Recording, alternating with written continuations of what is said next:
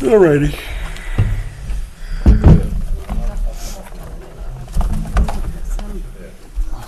Poor Brian has no room tonight. I'm just that's all hogging right, up it's all the space. Plus I got like,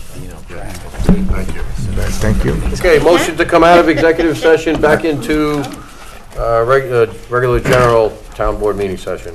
I'll make that motion. I'll second.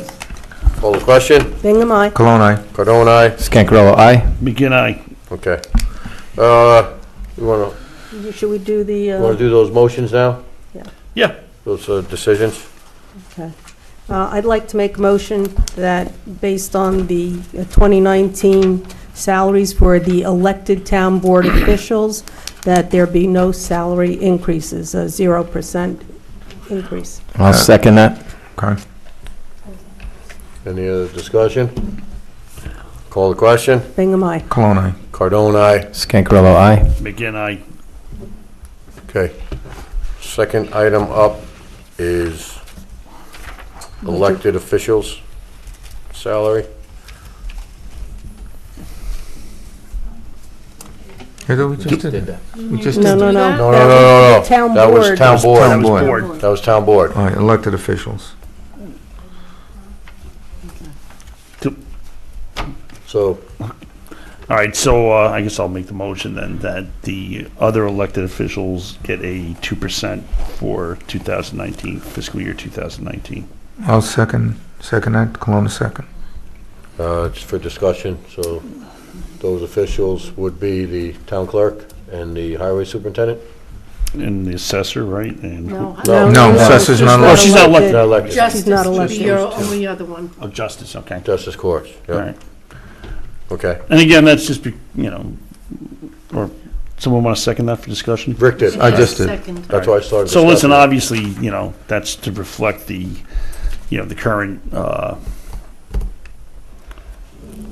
state we're in with the separation and to, be physically prudent this year while we're still working through things, IMAs and other things, see where we wind up, monetarily, so, budget-wise.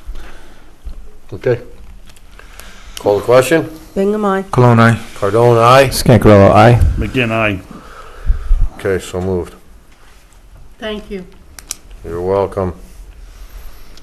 Okay, in keeping with that, we had a controller, we got rid of the controller, the controller's position, we eliminated that salary and the benefits that go along with it. We hired an accounting company for half the cost that we, About 65%. 65% of the cost. 35% cut. And saved a considerable amount of money. But with that, the supervisor has taken on the duties and responsibility as the chief financial officer and chief budgeting officer for the town. And I can tell you that during this budget period, he has been working a lot of hours to do this budget, and the previous supervisor was not involved with the budget process. So, in keeping with that, I think the supervisor deserves a stipend for taking on these duties, especially now that there is no controller. So I'm going to make a motion that he gets a stipend of $7,500 to perform that function. If you compare it to the other, the range in Orange County that supervisors get paid for the CFO or chief budgeting officer stipend runs between $6,000 and $18,000. So I think that's a fair number on the low end of the scale to compensate them. I'll second that. And, That was good. It's a double second. oh, was it? You and I both, huh? Yeah. All right. Any other discussion? Well, Tony, first off, you've done a lot of work, especially with the getting the theater contract that worked out, and the other IMAs. So you've been working on this quite a bit for the town. So I think it's I think it's a good move. I think it's well-deserved. Thank you. There's no doubt, Well, I- the full-time I- hours that are being put in, it's not. Yeah, it's not, it's a lot of hours. I appreciate the vote of confidence, and, like I had told Rick last week, my goal is to get that budget down to somewhere in the single digits, which I believe we can do. So, and when I say it's a group effort, from all of us here, so thank you for the vote of confidence.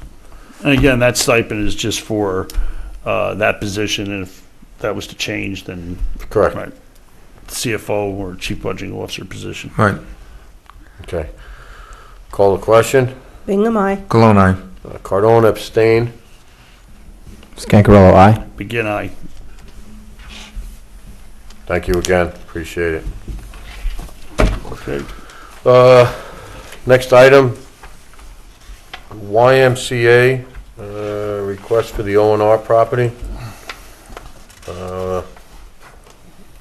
Mr. Nugent, would you like to just fill us in on what has transpired? And I'll add a little to it. In terms of this is in the license, or the easement, I should say, license? License. Yeah. So I had been back and forth with the attorney, or I think it's the director also, same person, for the YMCA, and they are looking for an agreement to utilize a roadway as a secondary access, which apparently the village planning board requires them to have. Generally, the YMCA had agreed to the terms, but in their latest correspondence today, they're still looking for a license agreement that would only be terminated if they violated the terms, or, if the property was sold. That's still problematic when it comes to a license agreement, because typically it's going to be revocable for, there might be a time period, but the town would still typically have the right to revoke that agreement, because if they don't, then it's really not a license agreement. The other option is obviously an actual easement of some sort, for value, in which case it would be recorded, and, there would be an access easement that could have conditions, limiting it to a secondary access or something along those lines. So we haven't reached, a final point. Again, I just got the letter from the attorney back today, and that's the only kind of wrinkle, if you will, that's outstanding right now, is this issue of, the revocability of the license agreement. So I don't know if you want to add whatever discussion you may have Yeah, had. my discussions initially when I met with their engineer / architect and John Sherney out there was that if they were going to use this, we didn't want it to be permanent. We wanted it to be something that we could take a look at, because there is another avenue for ingress and egress out onto 17, which the county has approved already. It just might be moved down closer to Crystal Run. And everyone seemed to be in agreement, and then when I got a call from Ira Berdansky, he claimed they were looking for something a little more permanent. And I especially based on the success we had there with this food truck festival, I don't want to, and I know Councilman McGinn has expressed the same, I don't think we should lock ourselves into something, aside from the fact that if we did do an easement versus a license, wouldn't we have to go out for a public referendum on that? Well, it wouldn't be a public referendum, but the resolution approving the easement would be subject to permissive referendum. So it would only go to a referendum if somebody filed a petition in the 30-day period after the resolution was passed. Okay. But yes, that was one of the points that was discussed, and they weren't adverse to that when I did state that any use of it, whatever the agreement, is not going to be exclusive in the town. I mentioned specifically the example of the food truck festival, that we may need to use it on occasion. So I don't think that's a stumbling block. It's really just this concept of I think they believe that, and maybe they're right, that the village planning board may not accept a situation where there's a revocable license agreement that the town could pull. And, I don't know if that's the case, but I think that's their concern. Okay. The other thing was that we were very steadfast in the fact we did not want any salt put down on the road there if they were going to maintain it, and that our attorney, our engineer, Mark Etzel, had suggested that we make it a tar and chip type road, so it's got a county feel going through the property there versus a normal size road. John had said anywhere between 15 to 18 feet wide. And we don't want to lose any trees there because, you know, it goes right through a row of trees on each side of the road. And I think that's important to maintain the integrity of the property there. And it's a valuable piece of property, and, you know, locking us into something that would not allow us to, you know, either develop it or enhance it or do something to it that adds to our benefit. And not that I'm willing to work with the Y, I think we all are, I think we all see the benefit, you know, and then coming in from there. But I just think we have to tread lightly here with respect to, you know, locking ourselves into something permanently. Yeah, I mean, I agree. I mean, I think we should make a motion, or I'll make a motion at this point, that, you know, we authorize the attorney to respond, that, you know, or to whatever negotiations that he conducts, that this is a temporary arrangement to allow them to go forward with their permitting process, and that they should examine going out, you know, make plans to make a permanent access point onto 17M, since they do have the clearances from the county to do so, and just define the use a little bit more, the temporary use of the road, and, you know, is it going to be one way in, one way out? How's that going to be structured? You know, I think we need to know that, and it's, you know, good that you address the maintenance and salt use and everything else, but, you know, I think those are things that have to be worked out. Yeah, I think that we can easily do all of that, and if it ends up a license agreement, we can put in all the terms we want. I think the real issue right now is probably, and I'll have to find out in there, is from the correspondence I've received, I don't get the impression they're looking for something temporary. I get the impression they're looking for something permanent. So they haven't mentioned this other access that the supervisor talked about.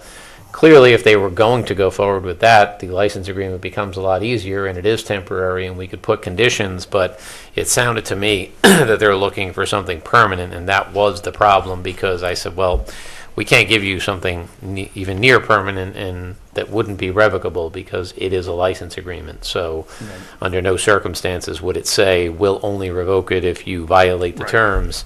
So that's sort of the problem right now. And I don't know, maybe the other thing is for them to go to the planning board and find out, would a revocable license agreement satisfy the planning board with respect to the secondary access that they're looking for?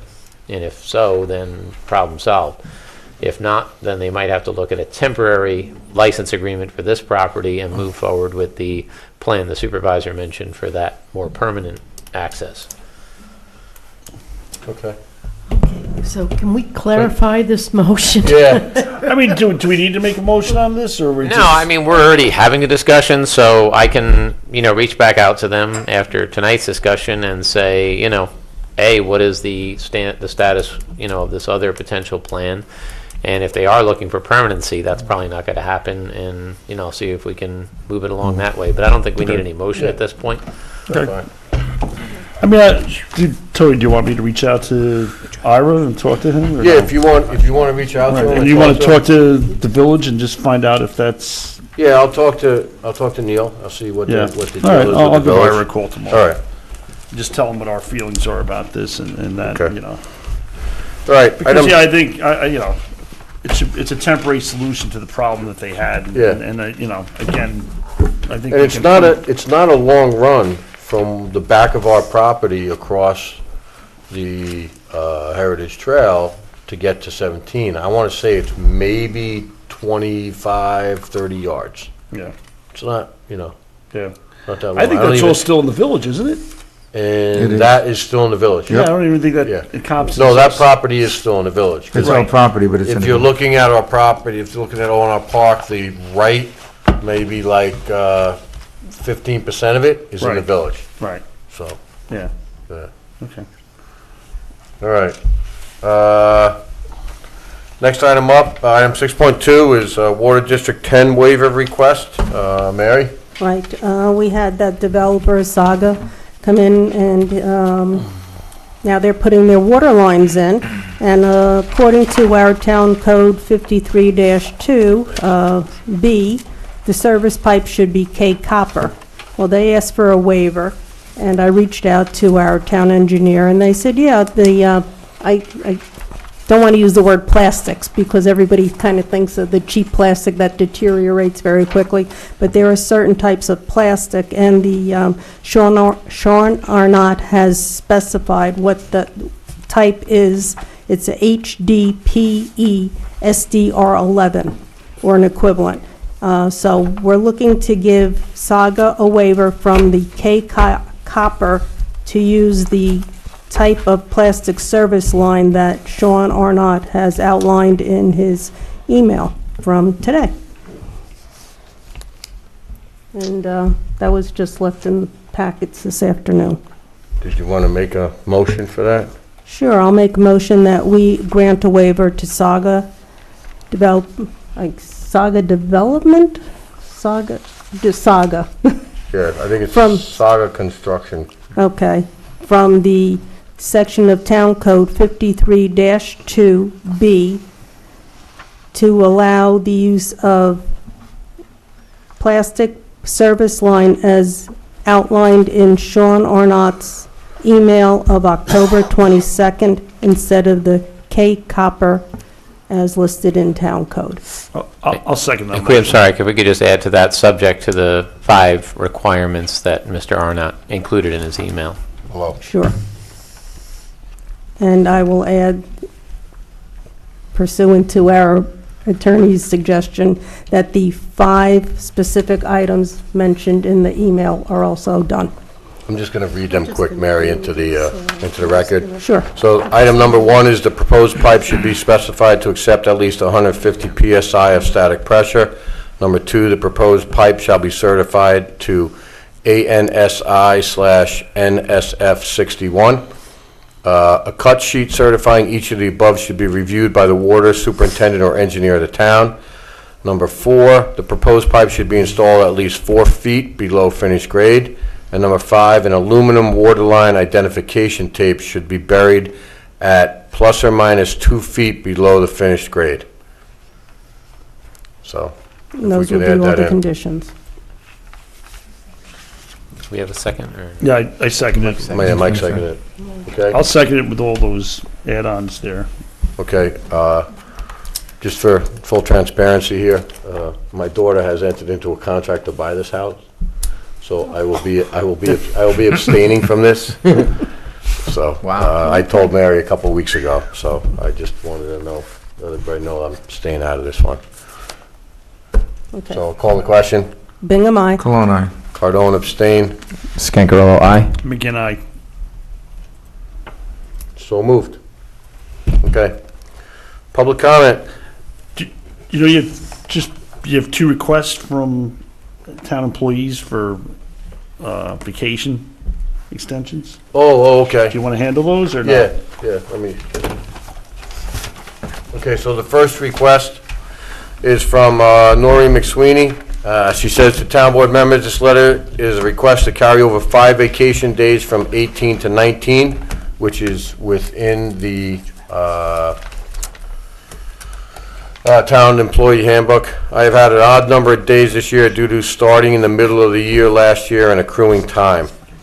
I was saving some of my personal sick and vacation time as my mother needed to see a couple of specialists this year, and she was supposed to have cataract surgery as well this year. Due to a minor health issue complication, the cataract surgery has been postponed until next year. As of right now, the surgery has been scheduled for March 13th and March 27th, so I will be using time by the end of the first quarter of 2019. I'm asking the board's approval to carry over 5 vacation days to be available for my mother's cataract surgery. If you have any questions, please let me know. So, anyone want to make a motion? I'll make a motion to allow Noreen McSweeney to carry over 5 vacation days I'd like to from second. 2018 to 19. 2019. Seconded by Councilman Cologne. Cologne. Any other questions? It's all about- Discussion? It's all about family. Okay, call the question. Bingham, aye. Cologne, aye. Cardone, aye. Scancarello, aye. McGinn, aye. Okay, so moved. Next one is from Roberta McBride. I would like to make a request to hold over 5 vacation days from this year until 2019. Due to the audit and extra work that needs to be done, I don't think I'll be able to use the rest of my vacation days this year. Also note that Helen and I have put an additional 30 to 40 hours of extra work that we have not requested pay or comp time for, which is true. They've stayed, late and put in a lot of work on They've worked on the audit. So I'll make a motion that Roberta McBride be allowed to carry 5 vacation days over from 2018 to 2019. I'll second that. All right, so. Seconded by Sound. Scancarello. Any other discussion? Call the question. Bingham, aye. Cologne, aye. Cardone, aye. Scancarello, aye. McGinn, aye. Okay, so moved. Any other things that I might have missed? Okay, public comment.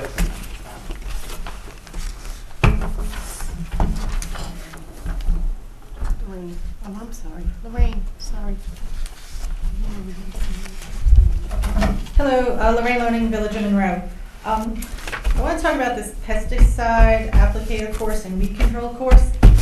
I don't like it. I've been working in my garden for a few years. I have this awesome native plant. I have pollinators, and pesticides are I don't want them in my town. I was hoping maybe at this course they could bring up using more organic things like they do at the school.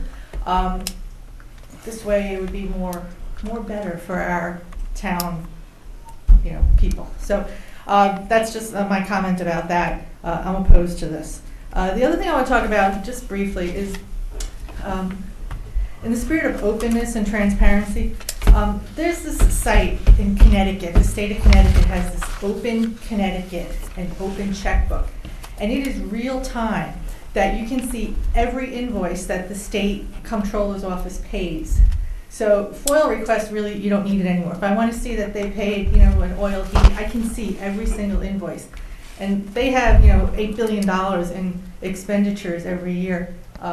Obviously, you're much smaller, that it should be simpler. And I think, for the spirit, like I said, of openness and transparency, if we could move towards some sort of real-time, right now, it boggles my mind that I have to look at year-to-date through 8/15/18. Why can't we have real-time where we are now for the budget process? So just things to think about as you move forward for next year. Thanks. Thank you. Thank you. Thank you. Ward?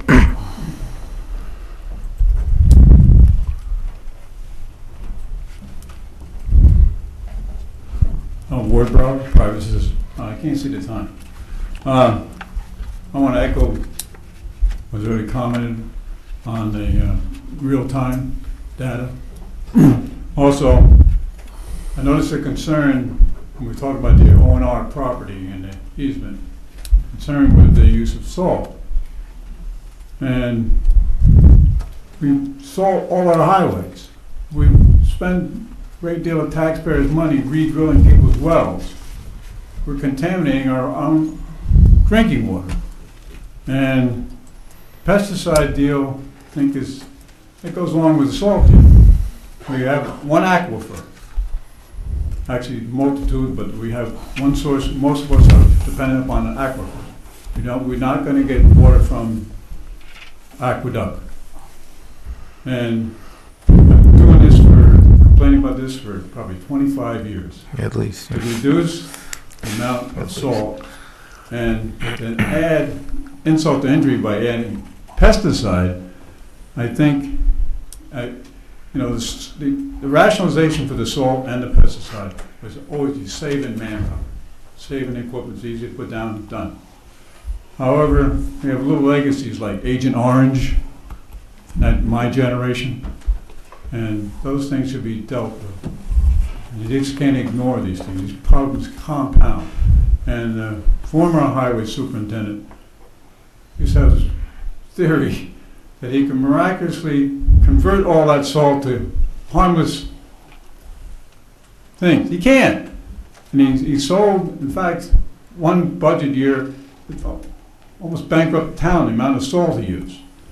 And we got to address reality here. It's cheaper in the long run to go back, and it doesn't sacrifice anyone's safety to use more sand. Most of your conscientious reservoir cities and states around the reservoir, they do restrict the use, no salt, they use exclusively sand. Yes, it requires maybe another street vacuum.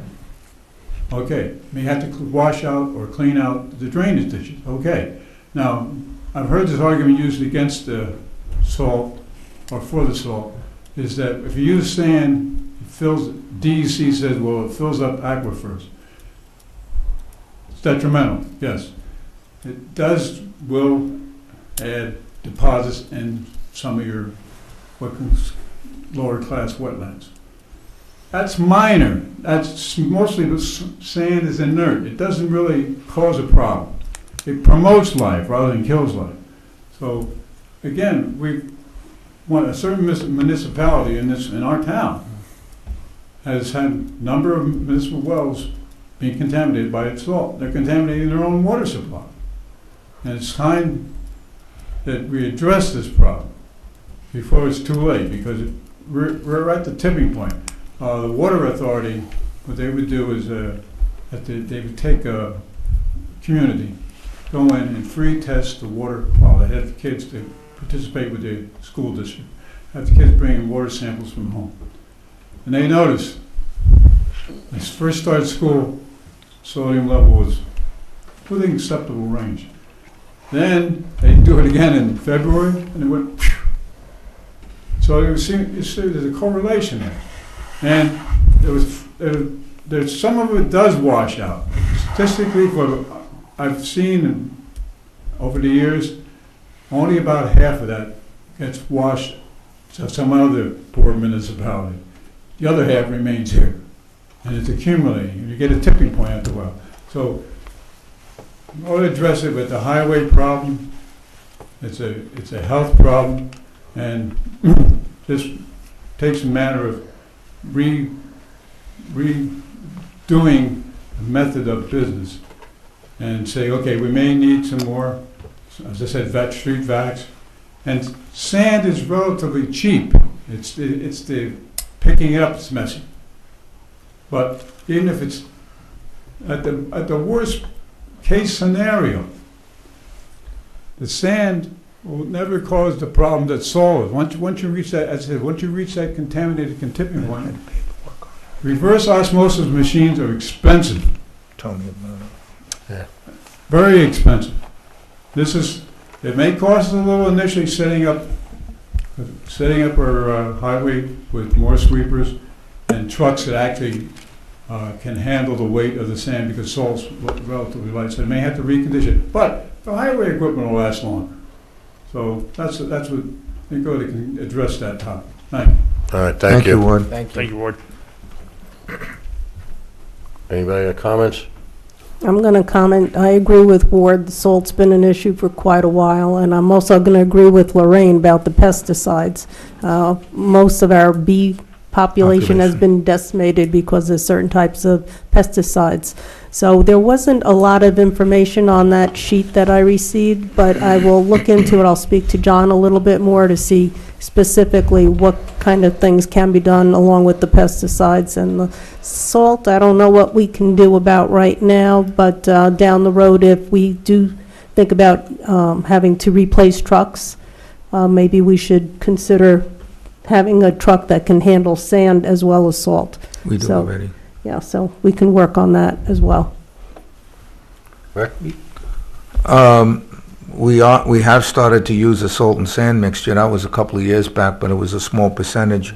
It is an issue that towns and cities all have to grapple with, and you're 100% correct on that. As well as the other thing is the bee population, which helps us with what, 75% plus of all food grown in this country. So pesticides, I know companies are starting to try and use different types of pesticides, so that is an issue of concern. As far as Agent Orange, it's also called dioxin.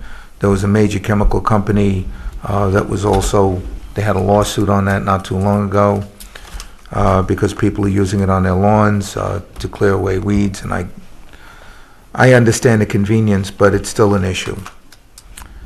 So it's something that, yes, that must be brought to attention, and we still have to look at.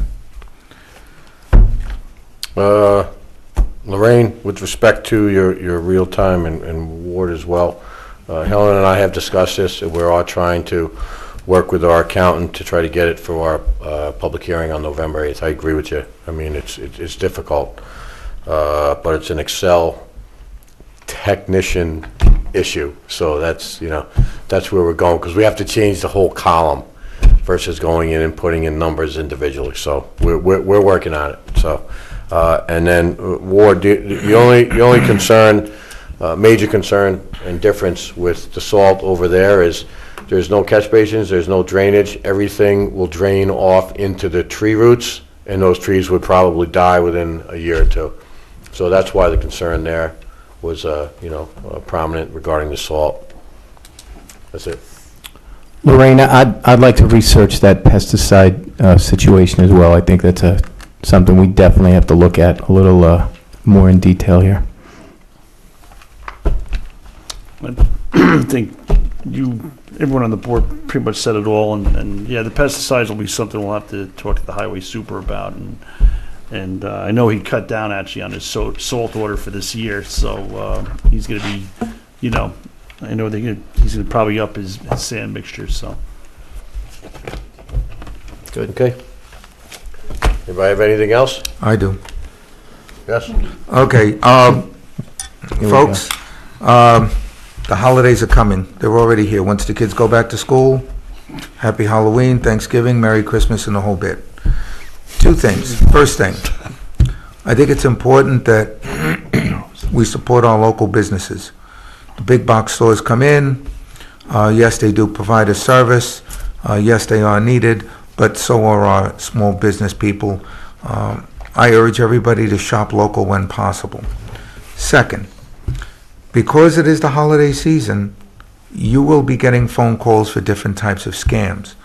One has been on Social Security. I had some information on that. I can't locate it right now. There are people calling up asking you about personal information. Do not give your Social Security number out. Do not give any bank account numbers out. Social Security will send you something in the mail. They will not call you. The same thing is true with some of the websites. They don't call you on the phone. I just urge everybody that this is the time of year when the scammers are out in force on the phone, online. Please do not give out your personal information. If they have anything, tell them to mail it to you. You'll look it over. So please protect yourself. This is something that goes on every year. A lot of seniors are taken advantage of, and so a lot of young people as well. That's about it. And that public service announcement was brought to you by Rick Colon. I was thinking the same thing. Me too. Me too. Oh, you guys are gonna get it now. We love you, Rick. Yeah. I have two quick things. One is there's the school proposition that's on the on the agenda for tomorrow at the school. So please get out and vote. And I'm drawing a blank on my other thing. So All right. Next Cool. meeting? Let's next call. meeting. Next meeting. Next meeting. Next meeting. Okay. You calling it? Calling it. Wait a minute, wait a minute. We would have been It's out not here at even 9:15 if you didn't talk so much. I'll make a motion to adjourn. I'll second. Seconded by Councilwoman Bingham. Call the question. Cologne, aye. Cardone, aye. Scancarello, aye.